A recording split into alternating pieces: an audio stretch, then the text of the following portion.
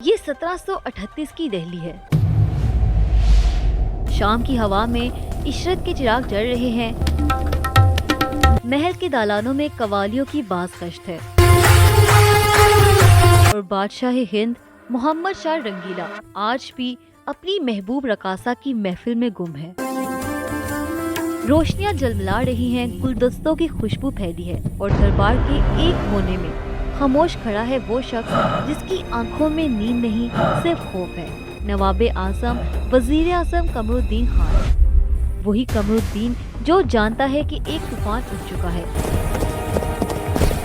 افغان پہاڑیوں سے نادر شاہ نکل چکا ہے، اور اس کا پہلا ہدف کابل، پھر قندھار، پھر پنجاب، اور پھر وہ رستہ جو بالآخر دہلی کے سائے تک آتا ہے۔ قمر الدین خان نے کئی دنوں سے بادشاہ کو سمجھانے کی کوشش کی ہے، لیکن رنگیلا کی کانوں میں ستار کی آواز زیادہ اونچی ہے۔ ملک کی آہستہ آہستہ ٹوٹتی بنیادوں کی آواز اسے سنائی ہی نہیں دیتی۔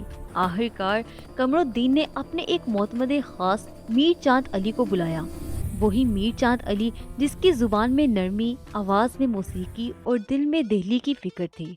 قمر الدین نے اسے حکم دیا، چاند علی فوراً لاہور جاؤ، گورنر زکریا خان کو سمجھاؤ کہ یہ وقت غفلت کا نہیں ہے، لاہور کو نادر شاہ کی آخری جنگ بنانا ہوگا، ورنہ دہلی خدا نہ کرے اپنی تاریخ کا بدترین دن دیکھے گی۔ میر چاند علی نکلتا ہے، ساتھ چند عمرہ، چند محافظ اور شاہی فرمان، مگر قمر الدین خان جانتا تھا کہ جو بھیجا جا رہا ہے وہ امداد نہیں، صرف ایک رسمی سا پیغام ہے۔ لاہور کو بچانے کے لیے جو چاہیے تھا وہ دہلی کے خزانے میں کب کا ختم ہو چکا تھا۔ 3 دن کے سفر کے بعد لاہور کی فصیلیں نظر آئی، وہی لاہور جسے کبھی جہانگیر نے جنت کا دروازہ کہا تھا، مگر آج وہ دروازہ بند پڑا تھا، ٹوٹا ہوا، ادھ کھلا، اور اندر جنگ کا نہیں، بے بسی کا سناٹا تھا۔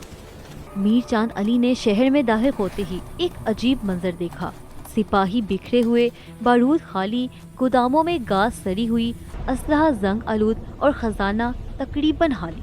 محکموں میں بدعنوانی کا ایسا سیلاب کہ جس کے ہاتھ میں جو آیا وہی لے بھاگا۔ لاہور ایک بدنصیب دل کی طرح لگ رہا تھا جس میں آخری دھڑکن بھی کمزور پڑ چکی تھی۔ گورنر زکریا خان سامنے آیا تو اس کے چہرے پر تھکن بھی تھی، احلاس بھی، مگر اس کی آنکھوں میں وہ شعلہ نہیں تھا جو ایک شہر کو بچا سکتا ہے۔ اس نے لمبی سانس لی اور دھیرے سے کہا، میر صاحب، ہم دفاع کرنا چاہتے ہیں، خدا کو حاضر ناظر جان کر کہتے ہیں، مگر دہلی سے اگر مدد نہ آئی تو ہم کیا کر سکتے ہیں؟ یہ فوج، یہ خزانہ اس طوفان کے آگے ریت کی دیوار سے زیادہ نہیں۔ میر چاند علی کے پاس کوئی جواب نہیں تھا۔ وہ جانتا تھا کہ قمر الدین نے لاہور کو بچانے کی خواہش تو کی، مگر وسائل نہیں دیے۔ اس کے پاس صرف 4 کاغذ تھے، چند مشورے اور یہ کہنے کی ہدایات کہ اپنی مدد آپ کریں۔ زکریا خان نے بڑی شرافت سے انہیں قلعہ دکھایا، بارود خانہ دکھایا، اور آخر میں آہستہ آواز میں بولا، اگر دہلی سے فوج نہ آئی تو میں نادر شاہ کو لاہور کے دروازے پر نہیں روک سکوں گا۔ جانے بچانے کا ایک ہی راستہ رہ جائے گا، معاہدہ، اور شاید فدیہ دے کر شہر کو لوٹنے سے بچا سکوں۔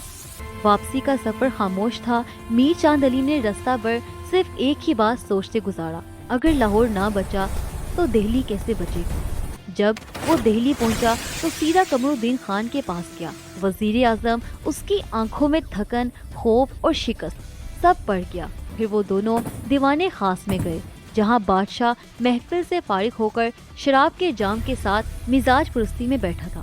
میر چاند علی نے ساری صورتحال کہہ دی، لاہور کی کمزوریاں، فوج کی حالت، خزانے کی خالی تجوریاں، اور زکریا خان کی بے بسی۔ مگر محمد شاہ صرف ایک لمحہ رکا، پھر انگلی سے جام گھماتے ہوئے بولا، اچھا یہ سب چھوڑو، سناؤ لاہور میں موسم کیسا تھا؟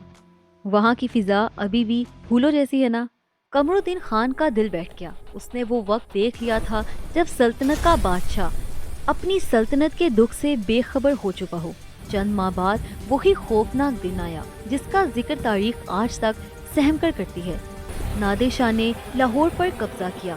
زکریا خان نے جانے بچانے کے لیے فدیہ دے کر شہر کو قتل و غارت سے تو بچا لیا، مگر وہ قہر جس سے لاہور بچ گیا تھا وہ تیز ہواؤں کی طرح دہلی کی طرف چل پڑا۔ اگر لاہور میں آخری دفاع کھڑا کیا جاتا اگر دہلی کی فوج ایک بار بھی پنجاب کی طرف بڑھتی، اگر رنگیلا اپنے جام سے نظریں ہٹا کر تاریخ کو دیکھتا، تو شاید 1739 کی وہ قیامت نہ آتی جس میں دہلی کی گلیوں سے انسانوں کا خون بہہ نکلا تھا، بازار لٹ گئے تھے اور تاریخ نے مغل سلطنت کے زوال کی وہ لکیر کھینچی تھی جو آج تک مٹ نہیں سکی۔ آخر میں میر چاند علی نے اپنے دل میں ایک جملہ لکھا جو کبھی تاریخ میں درج نہ ہوا مگر حقیقت بن کر زندہ رہا: جہاں سلطنتیں جام میں ڈوب جائیں وہاں دشمنوں کو تلوار کی ضرورت نہیں ہوتی، صرف انتظار کافی ہوتا ہے۔ اگر لاہور بچ جاتا تو شاید دہلی ہمیشہ کے لیے اپنی عظمت بچا لیتی۔